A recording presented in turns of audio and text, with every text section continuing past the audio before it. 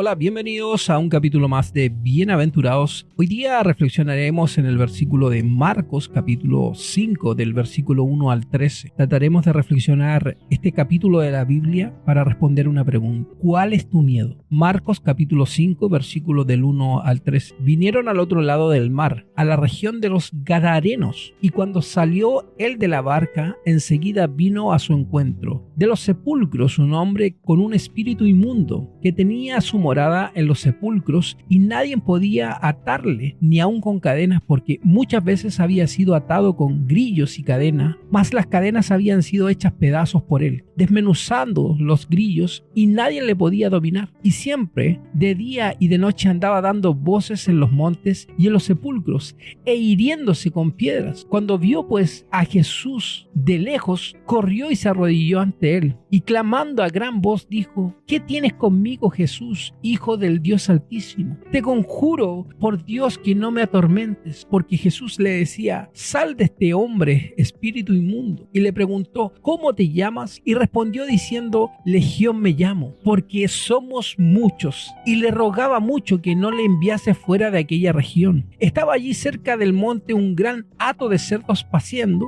y le rogaron todos los demonios diciendo: envíanos a los cerdos para que entremos en ellos. Y luego Jesús les dio permiso, y saliendo aquellos espíritus inmundos entraron en los cerdos, los cuales eran como 2000, y el hato se precipitó en el mar por un despeñadero, y en el mar se ahogaron. En este texto se nos habla de un hombre endemoniado, al cual seguramente todos tendrían miedo por su manera de comportarse, por su violencia y porque dentro de él no había un demonio, sino una legión de demonios. Pero vemos que nuestro Señor Jesucristo, por medio de su poder, le dio libertad a ese hombre, y a todos los demonios que lo atormentaban quedó totalmente libre, sano, y como dice su palabra, en su cabal juicio, es decir, completamente cuerdo quedó este hombre. Seguramente todos podríamos pensar que las personas de aquella ciudad, al ver a aquel hombre que estaba endemoniado, al que nadie se le podía acercar, al verlo completamente sano, tendrían que haberse alegrado, tendrían que haber sido más alegres y haber glorificado a Dios por ese milagro que ocurrió. Pero no fue así. En lugar de eso, nos dicen que tuvieron miedo y que le pidieron a Jesús que se fuese de la ciudad. Eso lo leemos más adelante en el versículo 14 al 17. Dice lo siguiente: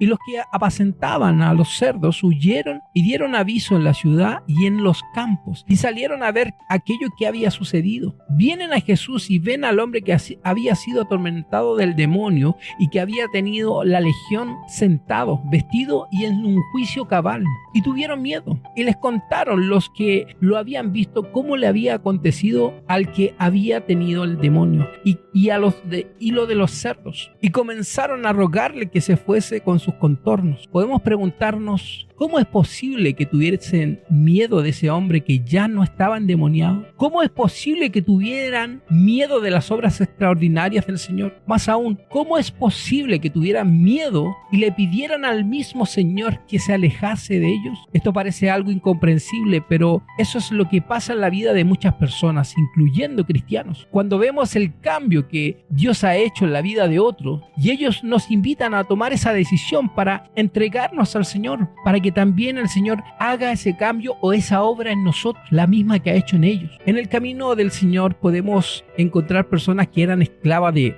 los vicios, adicciones, que estaban enredados en adulterios y fornicación, que nunca quisieron nada con Dios, que sus fines de semana eran dedicados totalmente a la diversión, a los amigos, a los deportes, a la parranda, a la vida desenfrenada. Pero desde que tuvieron un encuentro real y verdadero con Cristo, su vida fue transformada. Tuvieron un nuevo nacimiento, como lo dice la palabra. Ahora vemos que son nuevas criaturas esas personas, como lo dice en 2 Corintios capítulo 5, versículo 17. De modo que si alguno está en Cristo, nueva criatura es. Las cosas viejas pasaron, he aquí todas son hechas nuevas. Y ese cambio, esa transformación en la vida también la puede hacer Dios en tu vida, en tu familia. Pero ¿cuál es tu miedo? Tú viste a esas personas entregadas a la vida del pecado, los viste destruidos, en fracaso, con sus familias divididas, esclavos de los vicios, y ahora que tú los ves libres y te dan ese testimonio, ¿cuál es tu miedo? miedo? ¿Qué te impide entregarte al Señor para que tu vida sea transformada como fue la de ellos? Trataremos de responderlo. Número 1. Tu miedo es perder la comodidad y la tranquilidad de tu vida para entregarte de lleno al Señor. Mateo capítulo 8, versículos 19 y 20. Y vino un escriba y le dijo: Maestro, te seguiré a donde quiera que vayas. Jesús le dijo: las zorras tienen guarida, las aves de los cielos nido, mas el Hijo del Hombre no tiene dónde recostar su cabeza. Tenemos que reconocer que muchas personas no quieren seguir al Señor porque no quieren sacrificar nada de sus vidas. No están dispuestas a dejar nada por seguir el camino de Dios. Nuestro Señor Jesucristo siempre nos enseñó la realidad de la vida cristiana y el precio que hay que pagar para seguir al Señor. Tenemos que comprender que el precio de la salvación ya fue pagado por el Señor, pero para seguir a Jesús hay que estar dispuestos a dejar lo que sea necesario para caminar en su camino, para hacer su voluntad. Mateo capítulo 10, versículo 37, 38 y 39. El que ama a padre o madre más que a mí no es digno de mí. El que ama a hijo o hija más que a mí no es digno de mí. Y el que no toma su cruz y sigue en pos de mí no es digno de mí. El que halla su vida la perderá, y el que pierde su vida por causa de mí la hallará. Tenemos que comprender que el Señor no solamente estuvo dispuesto a dejarlo todo, sino que lo dejó todo por el amor a nosotros y para salvarnos. En 2 Corintios capítulo 8, versículo 9 dice: porque ya conocéis la gracia de nuestro Señor Jesucristo, que por amor a vosotros se hizo pobre siendo rico, para que vosotros en su pobreza fueseis enriquecidos. Te vuelvo a preguntar, ¿qué te impide entregarte al Señor para que tu vida sea transformada? Puede ser que tu miedo es tener que dejar tu estilo de vida de vicios, adulterio, de libertinaje para seguir a Cristo. Juan capítulo 3, versículo 19. Y esta es la condenación, que la luz vino al mundo y los hombres amaron más las tinieblas que la luz, porque sus obras eran malas. Analicemos esto. Muchas personas no se acercan al Señor y no es porque no crean en Él, ni tampoco porque aborrecen al Señor, sino porque aman más sus pecados, sus vicios, sus adulterios, sus borracheras, sus malas amistades, etcétera, etcétera. Aman más eso que al mismo Señor. Probablemente lo que te detiene de buscar más del Señor es porque sabes que tu vida va a ser diferente y no quieres dejar tus pecados, no quieres apartarte de los malos caminos, tienes miedo de perder a tus amigos o tienes miedo de perder tus relaciones pecaminosas con la mujer ajena o con el hombre ajeno. Por eso siempre pones excusas para no acercarte al Señor. Es por eso que siempre tienes excusas de apariencia espiritual, como decir: